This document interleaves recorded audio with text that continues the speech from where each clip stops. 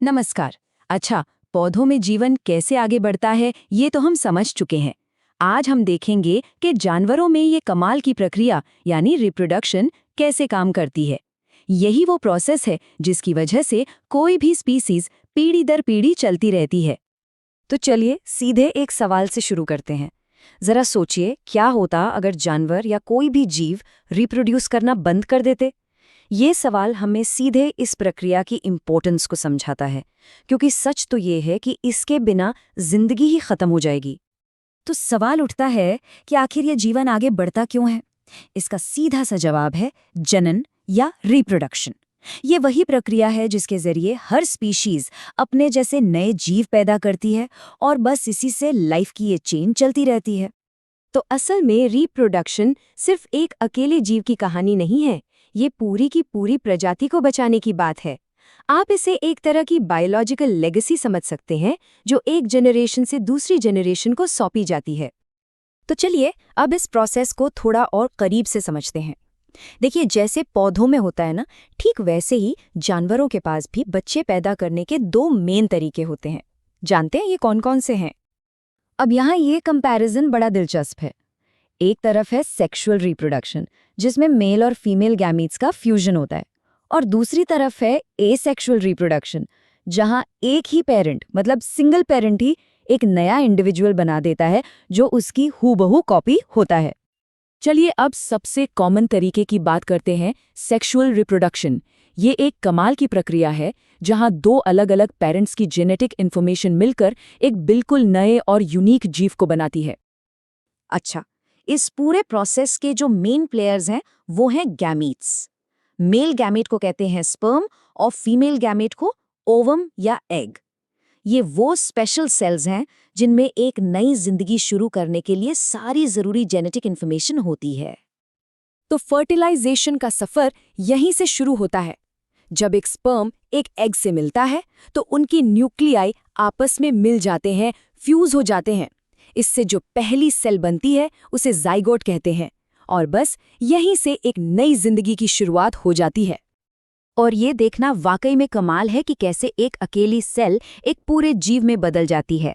Zygote बार बार divide होकर एक embryo बनाता है। ये एम्ब्रियो आगे चलकर फीटस का रूप ले लेता है, और फिर एक स्टेज आता है जब उसके हाथ, पैर, सिर जैसे सारे अंग पहचाने जा सकते हैं। लेकिन फर्टिलाइजेशन हमेशा एक ही जगह पर नहीं होता। कुछ जीवों में ये फीमेल की बॉडी के अंदर होता है, जिसे हम इंटरनल फर्टिलाइजेशन कहते हैं। वहीं पानी में रहने वाले जीव जैसे मछली और मेंढक, इनमें ये प्रोसेस शरीर के बाहर पानी में ही होता है। ये सवाल बड़ा ही मजेदार है।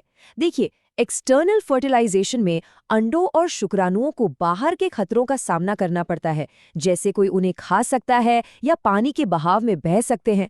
इसीलिए इन जीवों को सैकड़ों अंडे देने पड़ते हैं ताकि कुछ तो बच जाएं और फर्टिलाइजेशन सक्सेसफुल हो सके। ये नेचर का एक नंबर्स गेम है।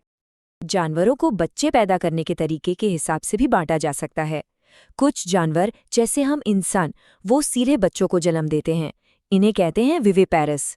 वहीं दूसरे जैसे पक्षी वो अंडे देते हैं, जिन्हें ओवीपेरस कहा जाता है। चलिए अब कुछ और भी अनोखे लाइफ साइकिल्स पर नजर डालते हैं। नेचर में डेवलपमेंट के कुछ रास्ते इतने ड्रामेटिक और सरप्राइजिंग हैं कि यकीन करना मुश्किल हो जाता है। इन्हीं में से एक है मेटामॉर्फोसिस। ये एक ऐसा प्रोसेस है जिसमें कोई जीव अपने लाइफ साइकिल के दौरान अपना रूप पूरी तरह से बदल लेता है। मतलब उसका लार्वल स्टेज उसके अडल्ट फॉर्म से बिल्कुल अलग दिखता है। मेढक इसका सबसे बढ़िया एग्जाम्पल है। जिंदगी अंडों से शुरू होती है, फिर एक मछली जैसा दिखने वाला टैडपोल बनता है जो पानी में रहता है, और आखिर में वो एक अडल्ट फ्रॉग में बदल जाता है जो जमीन और पानी दोनों जगह रह सकता है। है ना कमाल का ट्रांसफॉर्मेशन। अब वापस आते हैं एसेक्सुअल रिप्रोडक्शन पर। जैसा कि हमने पहले देखा, इसमें सिर्फ एक ही पेरेंट शामिल होता है। चलिए इसके दो मेन तरीकों को देखते हैं। एक है बडिंग, जैसे हाइड्रा में होता है। उसके शरीर से एक छोटा सा बड जैसा निकलता है और वही एक नया हाइड्रा बन जाता है। दूसरा है बाइनरी फिजन, जैसा अमीबा में होता है, जहां एक सेल बस दो में टूट जाती है। ये रिप्रोडक्शन का शायद सबसे सिंपल तरीका है। अब ये सवाल हमें साइंस के एक बहुत ही एक्साइटिंग फील्ड में ले जाता है। क्या किसी जीव की हूबहू एक जीती जागती कॉपी बनाना पॉसिबल है? तो जवाब है हाँ।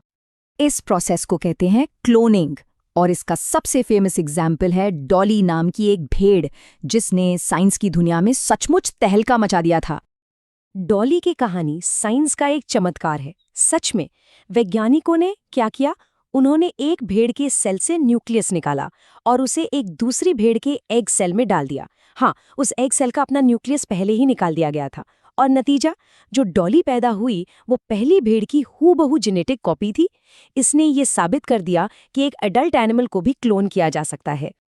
तो रिप्रोडक्शन के इन सभी तरीकों को समझने के बाद सेक्सुअल एसेक्सुअल से लेकर क्लोनिंग तक एक बड़ा सवाल उठता है। जिंदगी के ये अलग-अलग रूप और जेनेटिक टेक्नोलॉजी की ये समझ हमारे भविष्य के लिए क्या नई संभावनाएं पैदा करती है? इस पर सोचिए।